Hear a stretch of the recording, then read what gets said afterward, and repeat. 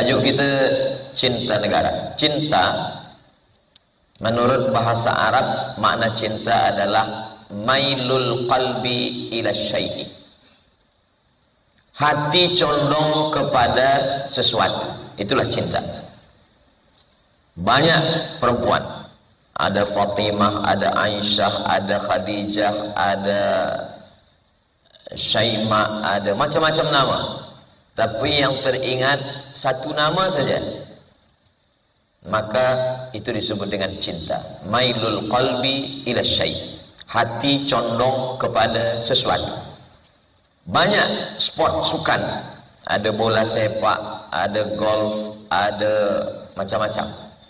Tapi hati condong kepada salah satu saja, maka orang akan berkata ini hobi saya. Hobi dari kata hub. Hub adalah cinta.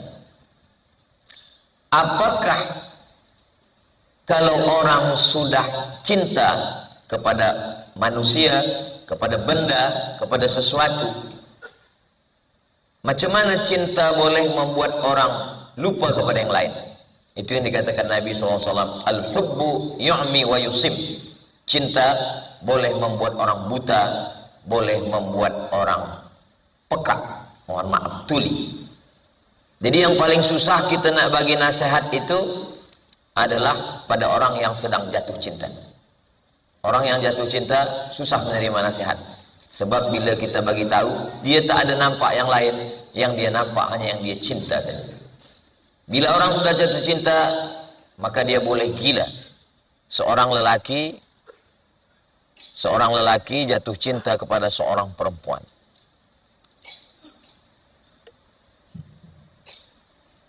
Seorang lelaki jatuh cinta kepada seorang perempuan, tapi kerana ayah perempuan itu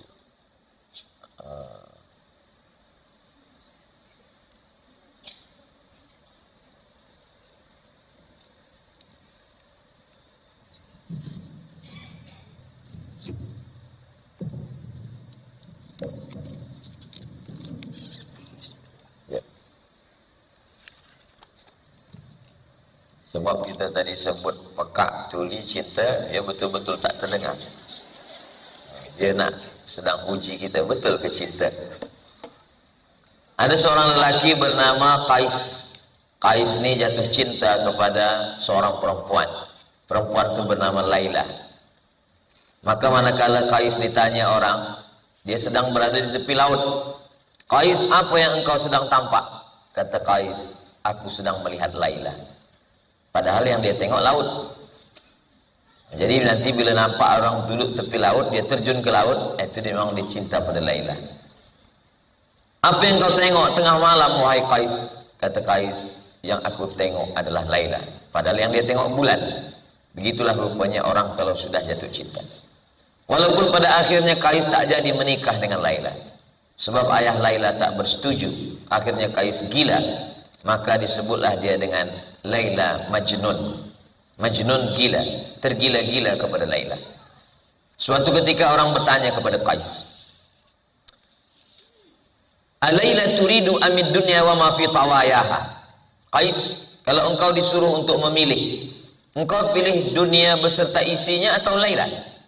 Qais menjawab, la ghubaru ni'aliha ahabbu ilayya wa ashfa li balwaha. Debu yang menempel di selipar Laila lebih kucinta daripada dunia beserta isi. Ini boleh ditulis untuk status esok pagi. Rupanya orang kalau sudah jatuh cinta, seorang nenek tua memegang sapu tangan, sudah lapuk, warnanya sudah tidak baru lagi. Kata cucu dia, apalah ini sapu tangan ini dipegang, dicium, banyak dijual di pasar. Kata dia, bukan masalah sapu tangan, tapi siapa yang memberikan sapu tangan.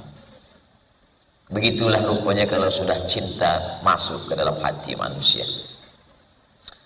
Bicara tentang cinta biasa dikaitkan antara lelaki dengan perempuan, orang yang muda belia dengan seorang gadis. Maka sesungguhnya Islam mengajarkan kita kepada cinta yang lebih luas lagi daripada itu. Maka dalam Al-Quran bercerita tentang cinta.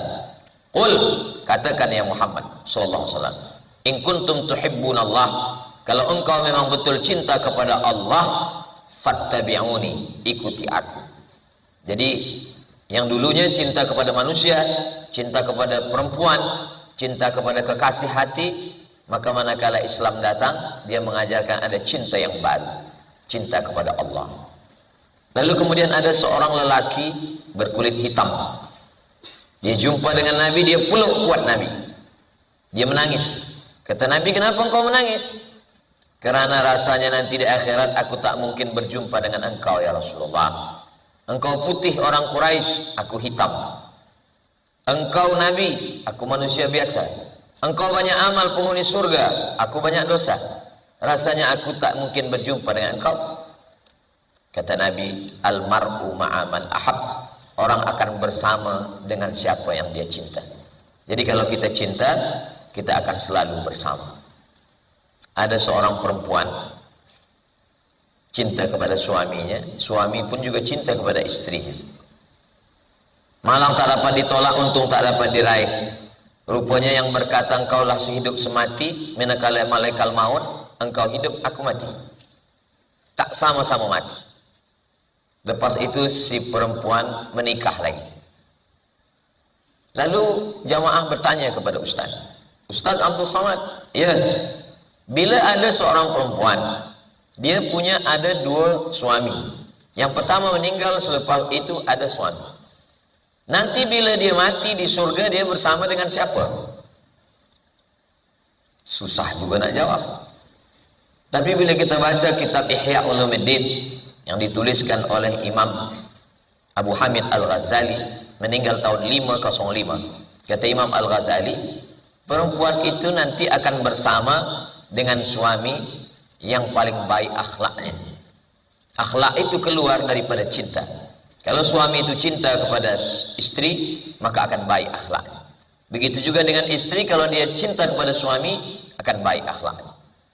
Ada seorang perempuan mengadu kepada saya, Ustaz Abdul Somad, ya, saya pernah pergi ke restoran, tempat kedai makan dengan suami. Bila saya tersilap minum jus itu tumpah, suami saya mengamuk. Apa dia cakap? Keluar binatang dari mulut dia, semua keluar, bukan satu binatang. Tapi bila dia pergi dengan kawan dia buat yang sama, tumpah kopi, tumpah teh tarik. Dia kata, jangan susah hati, kita boleh pesan lagi. Jadi kalau begitu macam mana Ustaz Abdul Somad? Kata saya, mungkin dia lebih cinta pada kawan dia daripada awak. Sebab kalau cinta tidak menyakiti, kalau cinta tidak menyiksa. Al-hub, kata Nabi SAW, membuat orang menjadi tidak merasa lama bersama, membuat orang memberikan apa saja. Ini tentang hub, cinta. Sekarang cinta kepada negara. Apa itu negara? Maka rukun negara ada 5. Yang pertama ada rakyatnya, yang kedua ada kawasannya, yang ketiga ada ulil amri, pemimpinnya, yang keempat ada hukum hakam yang menjadikan pedoman, yang kelima diperakui oleh negara lain, barulah dia disebut sebagai negara. Maka bila 5 rukun negara ini kita pakaikan pada Nabi Muhammad SAW, maka sesungguhnya kelima-limanya itu ada pada Nabi. Ada rakyatnya, itulah dia Muhajirin dan Ansar. Ada kawasannya, itulah dia Makkah dan Madinah. Ada perundang-undangannya, itulah dia Al-Quran dan Sunnah. Ada ulil amrinya, itulah dia Nabi Muhammad SAW, Abu Bakar, Umar, Talhah, Zubair, Aisyah, Usamah bin Zaid, Abdurrahman bin Auf, Zaid bin Sabit. Ada sekretari, ada yang menulis, ada translator yang menerjemahkan khutbah-khutbah Nabi, itulah dia Zaid bin Sabit. Lalu kemudian diperakui oleh negara lain, maka Nabi mengirim surat kepada penguasa Mesir yang saat itu bernama Jirjis, panggilan dia Muqawqis. Nabi berkirim surat kepada penguasa Mesir, Nabi berkirim surat kepada penguasa Persia, namanya yang dikenal dengan Syahid Syah, raja segala raja, Kisra namanya. Nabi berkirim surat kepada raja Rom yang bernama seorang Hirqal dalam tulisan Arab, Heraklius kata orang putih. Artinya Nabi berkirim surat kepada mereka dan mereka memperakui kepemimpinan Nabi Muhammad sallallahu alaihi wasallam. Walaupun dia tidak menyebut dirinya presiden, dia tidak menyebut dirinya malik, dia tidak menyebut dirinya sultan, tapi sesungguhnya para orientalis, orang yang meneliti tentang Islam, 5 rukun negara itu ada pada diri Nabi Muhammad sallallahu alaihi wasallam.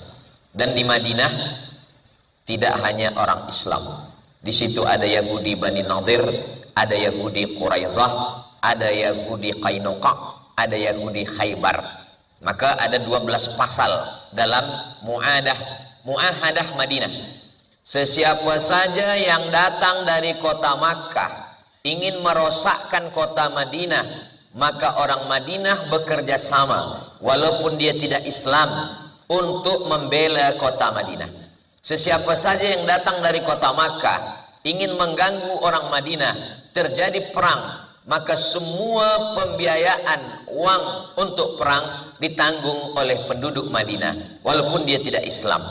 Maka konsep bernegara yang paling sempurna adalah yang dibuat Nabi Muhammad sallallahu alaihi wasallam. Bahkan demokrasi yang pertama, ketika Nabi Muhammad sallallahu alaihi wasallam meninggal dunia, maka pada saat itu masyarakat bermusyawarah di satu tempat yang bernama Saqifah Bani Sa'idah.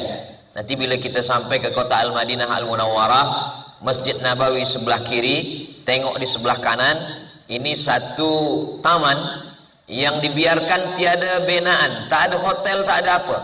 Ada tanam-tanaman bunga yang cantik dan indah. Tempat itu bernama Saqifah Bani Sa'idah. Disitulah Nabi Muhammad SAW diceritakan oleh para sahabat, saat Nabi meninggal dunia, sahabat berkumpul di sana untuk bermusyawarah. Demokrasi pertama dalam sejarah dunia. Ketika itu orang Madinah ingin supaya yang menjadi pemimpin menggantikan Nabi Muhammad itu adalah seorang yang dari suku Aus, panglima perang dari suku Aus. Lalu kemudian Sa'ad bin Ubadah namanya. Kami ingin yang mengganti pemimpin kami adalah Sa'ad bin Ubadah. Sedangkan orang Makkah mengatakan kami ingin yang menggantikan Nabi Muhammad, bukan pengganti Nabi, tapi pengganti sebagai pemimpin ulil amri. Yang menggantikan Nabi adalah Abu Bakar Siddiq, yang menggantikannya adalah Umar bin Khattab. Maka saat itu mereka membacakan hadis Nabi, Al-A'immah min Quraisy, pemimpin itu dari Quraisy. Sahabat membacakan hadis yang lain, Minnal Amir wa minkumul wazir, yang menjadi amir pemimpin adalah orang Quraisy, yang menjadi wazir penolong-penolongnya, pembantunya adalah dari kalangan yang bukan Quraisy. Maka dengan demikian Sa'ad bin Ubadah pun kalah, yang menang adalah Umar bin Khattab. Musyawarah pertama di dunia untuk mengangkat pemimpin dengan cara wa amruhum syura bainahum. Lalu selepas itu Umar berkata, ada yang lebih layak daripada saya. Yang lebih layak itu adalah Abu Bakar Siddiq. Mana dalilnya? Sebab manakala Nabi sakit, yang diangkat menjadi imam salat adalah Abu Bakar Siddiq. Imamatun sughra, imam kecil salat, itu menunjukkan imamatun kubra, imam besar sebagai pemimpin negara. Maka Islam mengajarkan memimpin negara, ketaatan kepada pemimpin bagian dari ketaatan kepada Allah dan Rasul. Kalau kita tengok dalam ayat, ati'ullah, taatlah kepada Allah, wa ati'ur rasul, taatlah kepada Rasul. Yang ketiga, wa ulil amri, taatlah kepada pemimpin. Pemimpin yang bagaimana? Dalam ayat sebelumnya sifatnya ada 2. Innallaha ya'murukum an tu'addul amanat. Kalau dia meletakkan amanah ila ahliha, dia orangnya amanah. Wa idza hakamtum bainan nas, kalau dia menetapkan hukum hakam, antahkumu bil adli, dia bersikap adil. Pemerintahan negara disebut dengan kota Al-Madinah. Orang yang mengikut Madinah disebut dengan Madani. Orang mengikut Makkah, Makki. Orang mengikut Madinah, Madani. Orang mengikut Mesir, Misri. Orang mengikut Maghrib, Maghribi. Orang mengikut Sabah, Sabahi. Jadi apa yang kita ikut? Jadi kalau ada orang bertanya, apa makna Madani? Madani maknanya mengikut tarikh hadarah peradaban Islam yang ada di Al-Madinah Al-Mudawwarah. Ketika Nabi Shallallahu Alaihi Wasallam melepas pasukan, apa kata Nabi? Di zaman itu 1400 tahun yang lalu, kalau orang berperang, ratakan semua dengan tanah, bakar rumahnya, hancurkan semuanya. Tapi Nabi diutus, wama arsalnaka illa rahmatan lil alamin. Kedatangan dia menjadi rahmat, kasih sayang bagi semesta alam. Satajiduna rijalan fis sawami. Nanti kalau kamu bertemu dengan orang-orang yang berada di church, gereja, tempat ibadah yang tidak Islam, jangan kamu ganggu mereka, kata Nabi. Satajiduna rijalan fis sawawi.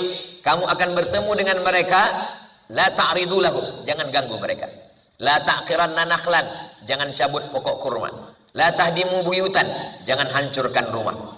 La taqtulu sabiyan murdi'an, jangan bunuh budak kecil yang sedang menyusu. Wala syaikhan faniya, jangan bunuh orang tua yang tiada berdaya. Ini baru ada pada kesepakatan Geneva dari United Nations.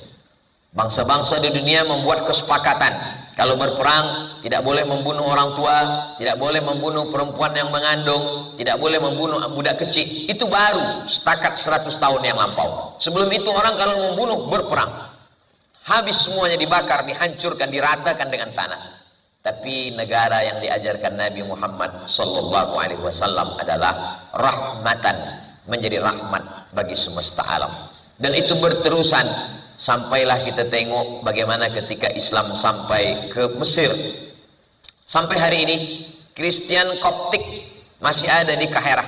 Masa saya belajar di Kaherah masih ada Pope yang dipimpin oleh, waktu itu di Alexandria, pusat peradaban mereka berada di kota Alexandria.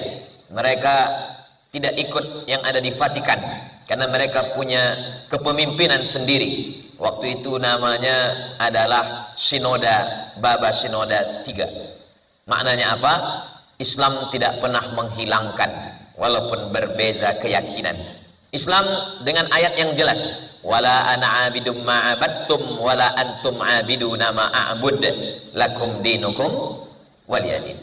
Jadi kalau ada orang menggambarkan dalam bentuk gambar-gambar mengejek Nabi Muhammad SAW membawa pedang, sesiapa yang tidak bersesuaian dengan dia pancung kepalanya, bunuh saja, maka sesungguhnya itu hanyalah cara Allah supaya orang makin belajar Islam. Apakah betul macam itu Islam? Bagaimana konsep negara yang diajarkan Nabi Muhammad Sallallahu Alaihi Wasallam? Akhirnya muncullah orang-orang yang menulis tentang Nabi Muhammad. Ada satu buku History of God yang ditulis oleh Karen Armstrong.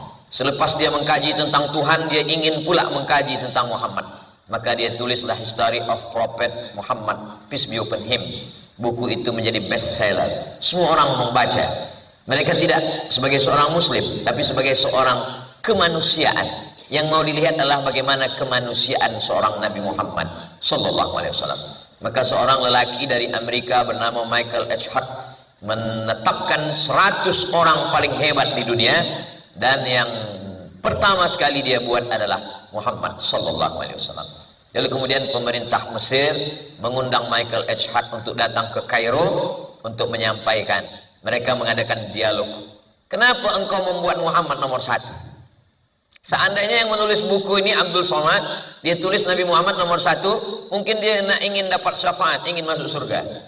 Tapi ini tak ada hubung kait sekali dengan Islam. Kenapa kamu buat? Sebab banyak pemimpin tidak sempat berkuasa, sudah meninggal dunia. Ambil contoh Nabi Musa alaihissalam. Nabi Musa membawa 600.000 orang-orang Israel dari Mesir. Dia selamatkan dari pembunuhan Fir'aun. Belum sampai ke Palestina, dia sudah meninggal dunia. Perjalanan itu diteruskan oleh murid Nabi Isa alaihissalam, diteruskan oleh murid Nabi Musa alaihissalam. Tapi Nabi Muhammad SAW dia sempat berkuasa, dan yang mendapatkan rahmatnya bukan hanya kawan, bukan hanya muslim, tapi seluruh manusia mendapatkan rahmatnya. Dan yang pertama kali di dunia ini membuat aturan perundang-undangan, tidak boleh membunuh binatang, tidak boleh mencabut pokok kayu. Itu yang pertama kali adalah di kota Makkah dan Madinah. Bila kita sampai ke Bir Ali, kita mengatakan labbaik Allahumma umrah, labbaik Allah. Bila kita naik pesawat dari Malaysia sampai di atas Bukit Yalamlam, lalu semua pembimbing haji umrah kita mengatakan kita dah sampai di atas miqat, maka sila berniat haji dan umrah. Labbaik Allahumma hajja. Bila kita sampai ke Makkah, ke Madinah, kita tak boleh membunuh binatang, kita tak boleh mencabut pokok kayu, kita tak boleh mengganggu orang. Semuanya menjadi haram. Maka tanah itu disebut dengan tanah haram. Yang di tempat lain halal, berburu halal, mencabut pokok kayu halal, tapi bila dah sampai di sana, dia menjadi haram, menjadi sesuatu yang terlarang.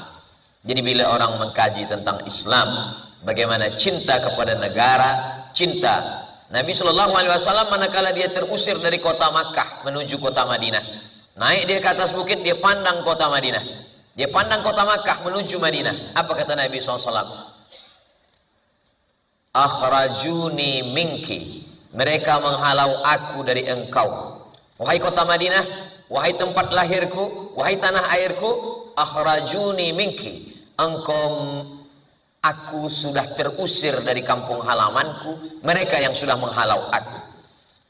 Lau ma akhrajuni minki ma sakantu ghairak, seandainya aku tidak diusir dari engkau wahai Makkah, aku tidak akan meninggalkan engkau. Itu salah satu dalil bahwa kita mencintai kampung halaman, tanah air, negara tempat kita tinggal.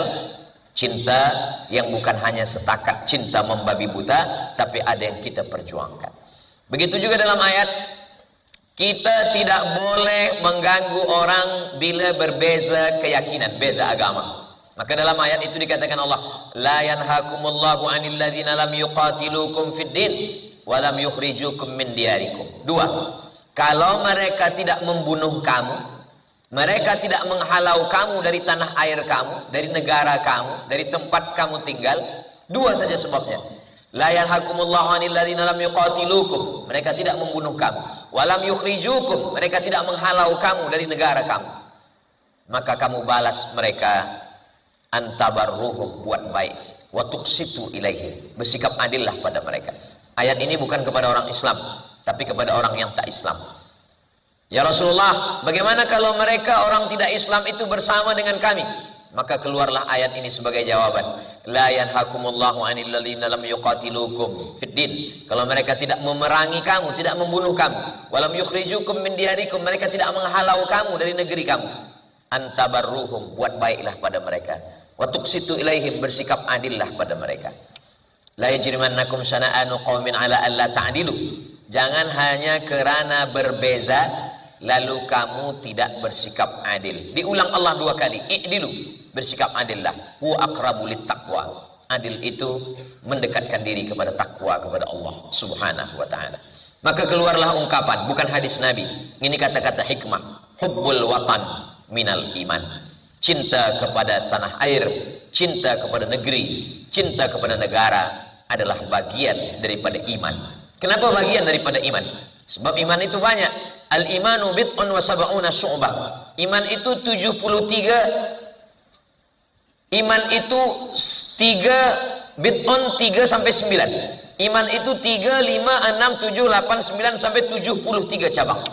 Jadi ibaratkan pokok kayu, dia bercabang-cabang dari 3 hingga 73 cabang. A'laha, yang paling tinggi, la ilaha illallah. Wa adnaha, yang paling rendah, imatatul adha anit tariq, membuang sesuatu dari jalan. Jadi kalau membuang sesuatu dari jalan pun dianggap sebagai iman, maka cinta kepada negara juga bagian dari iman. Kenapa? Karena kalau tiada negara, kita tidak boleh mendapatkan pendidikan yang baik. Kalau tiada negara, kita tak boleh melaksanakan sholat, haji, zakat dengan baik. Kalau tidak ada negara, kita tengok sekarang bagaimana Ukraina dengan Rusia, bagaimana peperangan yang masih ada di Palestina. Untuk melihat Palestina tidak perlu menjadi muslim, Untuk memahami masalah Palestina tidak perlu menjadi muslim, cukup menjadi manusia saja. Menjadi manusia, insya Allah sudah paham Palestina. Menjadi manusia tanpa harus berpikir saya muslim, kamu tidak, saya Yahudi, kamu tidak. Maka di antara orang-orang Yahudi itu sendiri pun masih mengatakan kami Yahudi, muslim saudara kami. Yang jahat berperang itu adalah Zionis, karena Zionis adalah sebuah gerakan politik. Maka ada beberapa kelompok Yahudi yang tidak ingin dipersalahkan dengan masalah Palestina. Tidak perlu menjadi muslim, cukup menjadi seorang manusia untuk paham masalah negara, memberikan keamanan, memberikan keselamatan. Maka dikatakan cinta negara. Apa bukti cinta? Paling tidak bukti cinta itu ada 3. Yang pertama, man ahabba syai'an aktsara min dzikrihi. Kalau orang cinta kepada sesuatu, dia akan selalu menyebut dan mengingat-ingat.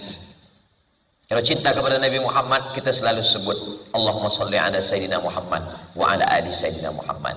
Kalau cinta kepada manusia, orangnya selalu kita sebut-sebut. Saya jumpa budak kecil, kata dia, Ustaz Somad selalu ada di handphone mak saya.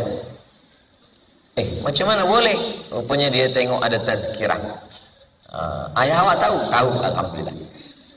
Apa maknanya? Cintanya bukan karena yang lain, tapi karena Allah, karena mendengar tazkirah, karena ingin tahu mana halal, mana haram, mana makruh, mana mubah, mana sunat muakkad. Maka kecintaan karena Allah Subhanahu wa taala. Ahabba syai'an, kalau kita cinta, aktsara min dzikrihi, selalu diingat, selalu disebut. Cinta kepada Allah, subhanallah, alhamdulillah, la ilaha illallah, wallahu akbar, la haula wala quwata illa billah. Walaupun orang memuji kita, yang kita ingat tetap Allah. Awak bukan main, masya Allah, handsome, Allahu akbar. Anak awak ni cantik, subhanallah, masya Allah, tabarakallah. Kita selalu mengkaitkannya dengan Allah, bahwa kita tak punya apa-apa, tiada daya, tiada upaya, yang punya ini hanyalah Allah. Itulah yang kita katakan dalam pagi, petang, siang dan malam. Alhamdulillah, segala puja-puji hanya milik Allah. Di awal salat semuanya kita serahkan pada Allah. Inna salati wa nusuki wa mahyaya wa mamati lillah. Karena kita cinta pada Allah. Di akhir salat semuanya kita balikkan kepada Allah. At-tahiyatul mubarakatuh, salawatul tayyibatu lillah. Bila kita cinta kepada Nabi, selalu kita sebut-sebut dia. Kita sebut, kita ingat dia. Allahumma sholli ala Sayyidina Muhammad wa ala ali Sayyidina Muhammad. Jumpa orang bersalaman, Allahumma sholli ala Sayyidina Muhammad wa ala ali Sayyidina Muhammad. Dalam solat itu sendiri nama dia kita sebut. Assalamu alayka ayyuhan nabiyyu wa rahmatullahi wa barakatuh. Allahumma sholli ala Sayyidina Muhammad wa ala ali Sayyidina Muhammad. Makanya kadang seorang istri bertanya kepada suaminya, betul ke awak cinta dengan saya? Ya. Kenapa tak pernah sebut nama saya? Dia minta, sebab dia tak percaya. Mungkin bagi orang Asia tak sama dengan orang Europe, Amerika. Bila dia suka dia cakapkan, bila dia suka dia tunjukkan. Orang kita mungkin ada segan, ada malu dalam hati saja. Akhirnya dia marah, kalau engkau tak percaya, belahlah dadaku.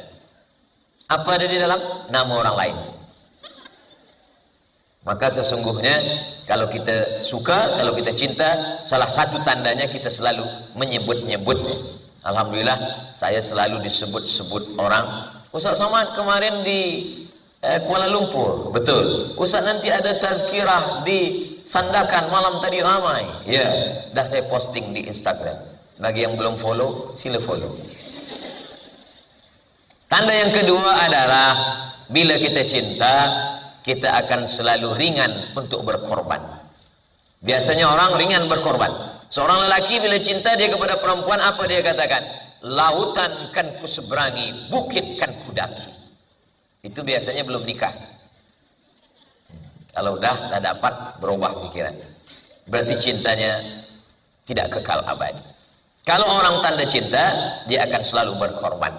Apa yang sudah mereka korbankan untuk negeri ini 66 tahun yang lalu, 1957, sekarang 2023, 31 hari bulan Agustus, pukul 9.30 pagi, Tunku Abdul Rahman menyatakan kemerdekaan dengan perjuangan, nyawa, darah, harta, meninggalkan kampung halaman. Kenapa mereka ringan melakukan itu? Karena ada cinta.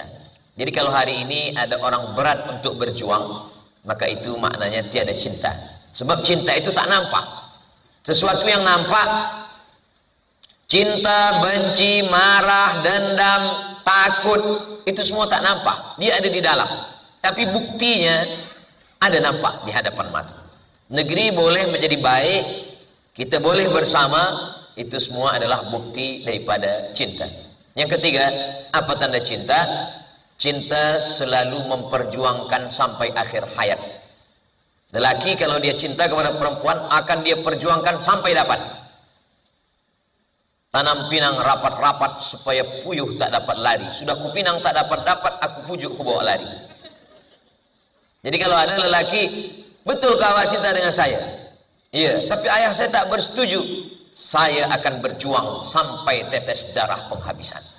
Itu makna cinta. Tapi kalau kata dia, awak cinta dengan saya? Iya. Bila kita menikah, cinta tak mesti memiliki. Itu tak cinta. Sebab cinta dia akan perjuangkan. Kalau memang kita cinta kepada negara ini, maka kita perjuangkan. Sebab apa? Sebab ada yang ingin dicapai, ingin menjadi ini, ingin ada peringkat internasional, ingin supaya bersih, ingin supaya diperakui dunia, ingin keinginan-keinginan. Keinginan itulah yang membuat kita hidup sampai hari ini. Oh, mana boleh kita ada keinginan? Kita ini adalah orang yang akan mati. Memang betul kita akan mati, tapi kita mesti ada keinginan-keinginan. Tak boleh keinginan Ustaz Abdul Somad.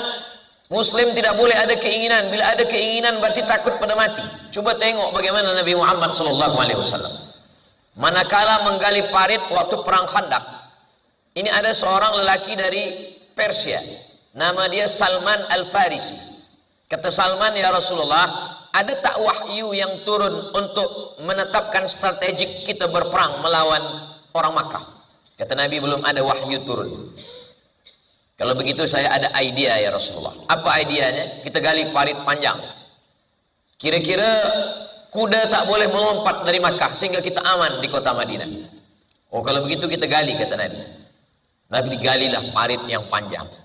Selepas itu manakala mereka menggali, besi itu mengena kepada batu, memancar cahaya. Kata Nabi, pada cahaya yang pertama aku tengok, aku pandang kalian akan membebaskan Yaman. Cahaya yang kedua kamu akan membebaskan Syam. Cahaya yang ketiga kamu akan membebaskan Rum. Apa makna ucapan Nabi? Selepas Nabi SAW meninggal, ketiga negeri ini maka menjadi Islam. Yang pertama Yaman, inilah sekarang negeri Islam Yaman. Yang kedua Syam. Syam itu sekarang sudah menjadi 4 negara. Palestina, Suriah, Lebanon, dan kemudian Jordan. Lalu kemudian kata Nabi, aku melihat cahaya yang ketiga, aku nampak Rum. Ada yang mengatakan Rum itu adalah Konstantinopel. Kata Nabi, la tuftahannal Konstantiniyah, kamu akan merebut Konstantinopel. Wa ni'mal amiru amiruha, wa la ni'mal jaisyu dzalikal jais. Panglimanya panglima yang terbaik, tenteranya tentera yang terbaik. Namanya sama dengan Nabi Muhammad. Itulah dia Muhammad Al-Fatih. 700 tahun selepas Nabi meninggal. Manakala hadis itu sampai kepada seorang lelaki bernama Abu Ayyub Al-Ansari, umur dia 80 tahun. Apa hadis yang berkata itu? Kata Abu Ayyub, la tuftahannal Konstantiniyah, Konstantinopel akan direbut. Maka Abu Ayyub Al-Ansari umur 80 datang ke Turki. Dia tak dapat merebut, tapi dia ingin supaya kalau berjumpa dengan Nabi, dia sudah melakukan sesuatu. Maka di antara sahabat Nabi yang kuburnya ada di Turki, di Istanbul, adalah Abu Ayyub Al-Ansari. Makamnya di bawah pohon kayu yang besar. Panjang umur, sehat badan, berziarah ke masjid Abu Ayyub Al-Ansari. Semangatnya, kenapa? Kerana cinta. Orang umur 80 tahun pun akan tetap semangat kerana cinta. Jadi cinta membuat orang bersemangat. Jadi kalau nampak ada orang yang luar biasa, ada kemungkinan dua. Pertama, sedang jatuh cinta. Yang kedua, jatuh cinta lagi. Seorang muslim, maka dia cinta kepada negaranya. Dengan cinta negara itulah dia akan terus berjuang. Dengan cinta negara itu dia membuktikan kepada dunia tapi membuktikan kepada dunia, dunia akan sirna, membuktikan kepada Allah Subhanahu wa ta'ala. Saya sudah lama menyampaikan tazkirah cinta kepada negara. Hari ini saya sampaikan di negara sahabat saya, kawan saya yang dulu sama-sama belajar di Kahera. Banyak sekali saya tidak merasa asing, bertetangga, berdekatan, yang dulunya adalah kerajaan-kerajaan Melayu. Kami berasal dari Sumatera, lalu kemudian berpisah dengan nama yang bermacam ragam selepas 100 tahun belakangan. Tapi sebenarnya masih lagi dalam satu rumpun, diikat dengan dua ikatan. Ikatan pertama, ikatan Melayu. Ikatan yang kedua adalah ikatan Islam. Bagaimana kalau orang itu tidak Melayu, tidak Islam? Maka sesungguhnya kita diikat dengan ikatan yang ketiga, sama-sama manusia. Tidak Melayu, tidak Islam, tidak manusia. Kita diikat dengan ikatan yang keempat, sama-sama makhluk ciptaan Allah Subhanahu wa ta'ala. Makanya andai dia bukan manusia, bukan Melayu, bukan Islam, tetap juga kita disuruh berkasih sayang. Seorang perempuan melihat seekor anjing menjulurkan lidahnya karena haus. Perempuan ini perempuan yang tak baik, anjing binatang yang tak baik dalam Islam. Lalu kemudian dia mengambil selipannya, dia ambil kasutnya, kasut itu dia masukkan ke dalam perigi untuk mengambil air. Tiga ini tak baik. Anjing tak baik, kasut tak baik, perempuan itu tak baik. Berita itu disampaikan ke Nabi SAW. Apa kata Nabi? Perempuan itu diampunkan Allah dosanya. Sahabat heran, kenapa Allah mengampunkan dosanya ya Rasulullah? Apa kata Nabi? Fi kulli kabidin ratbin sadaqah. Dalam setiap hati yang basah ada sedekah. Hewan ciptaan Allah, bukan Melayu, bukan Islam, bukan manusia, tapi dia ciptaan Allah, sedekah. Maka kita sudah berbuat sedekah. Bila menyampaikan tentang perempuan membagi minum seekor anjing yang haus, sampaikan juga tentang perempuan yang tidak membagi makan kucing. Perempuan ahli ibadah, muslimah, tidak memberi makan seekor kucing. Disampaikan kepada Nabi. Kata Nabi SAW, dia masuk neraka. Kenapa begitu ya Rasulullah? Karena tidak ada rasa kasih sayang dalam hatinya. Perbezaan kita dengan orang yang tidak bertuhan adalah tak ada kasih sayang. Ketika Nabi SAW sedang musafir, dia tengok ada seorang sahabat mengambil api, lalu dia bakar sarang semut. Nabi marah. Apa kata Nabi? La yu'azzibu bin nar illa rabbun nar. Tidak boleh membakar dengan api kecuali Tuhan pencipta api. Sampai hari ini masih ada orang suka membakar, menganiaya, menikmati menengok semut lari tunggang langgang lintang pukang. Padahal dia sedang menganiaya ciptaan Allah Subhanahu wa ta'ala. Tengoklah bagaimana Nabi Sulaiman alaihissalam. Nabi Sulaiman menahan bala tentara. Stop, wahai bala tentara, jangan berjalan dulu. Kenapa wahai Sulaiman? Sebab aku mendengar panglima tentara semut berkata, udkhulu masakinakum. Wahai semua semut-semut, masuklah kamu ke dalam sarang-sarang kamu. Sebab tentara Sulaiman sedang lari. Pemimpin yang adil bukan cuma manusia yang terselamatkan, bukan cuma manusia yang aman dan damai, semut-semut pun tak ada yang mati. Begitulah kalau Allah Subhanahu wa ta'ala memberikan, seandainya doamu makbul, dan doa itu cuma satu. Kata Imam Ahmad bin Hanbal, meninggal tahun 241 Hijrah, yang mengasaskan mazhab Hambali, murid Imam Syafi'i. Seandainya doamu makbul dan doa itu cuma satu, jangan minta suami yang adil. Kenapa? Karena kalau minta suami yang adil, yang dapat hanya puan saja. Dan sampai hari ini puan belum mau berbagi dengan puan yang lain. Tapi mintalah pemimpin yang adil. Kenapa? Karena kalau dapat pemimpin yang adil, satu negeri akan mendapatkan keadilan dan kerahmatannya. Itu ada dalam sejarah Islam. Manakala Umar bin Abdul Aziz berkata, sesiapa yang mampu berjalan kaki dari Son'a ke Darul Bayda, Son'a sekarang Yaman, ujung selatan, Darul Bayda ujung utara maghribi. Bila kita hitung kira sekarang, Yaman, Saudi Arabia, Jordan, Suriah, Lebanon, Mesir, Libya, Tunisia, Algeria, Maghribi, 10 negara. Siapa yang sanggup berjalan kaki dari Son'a, Yaman, ke Darul Bayda Maghribi untuk mencari orang yang mesti mendapatkan zakat. Begitulah keadilan kalau diberikan kepada orang yang baik. Makanya mintakanlah Allah marzuqna imaman adila. Sab'atun yudhilluhumullah. Ada 7 golongan. 7 golongan manusia yang akan mendapatkan naungan Allah. Ketika hari itu tak ada tempat bernaung, tak ada tempat berlindung.